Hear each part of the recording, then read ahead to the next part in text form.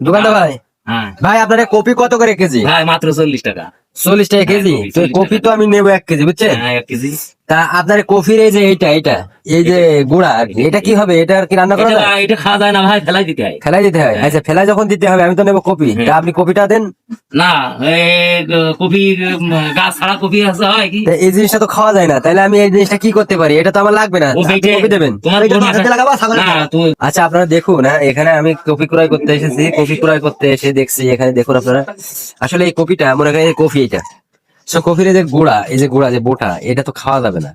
তাহলে এটাও কিন্তু ওজনে চলে যাচ্ছে। ওজনে যখন যাচ্ছে, এটা কিন্তু যে ক্রয় করতেছে সে লোকটা লস খাচ্ছে। কারণ এই যে জিনিস আপনার দেখুন, কফি যেটুকু পরিমাণ হয়তো বা 200 থেকে 250 গ্রাম হবে, আর নিচে যেটুকু আছে ব্যালেন্স, এই যে ডাটা, এটা তো 200-250 গ্রাম, টোটালে 500 গ্রাম এখানে কফি আছে।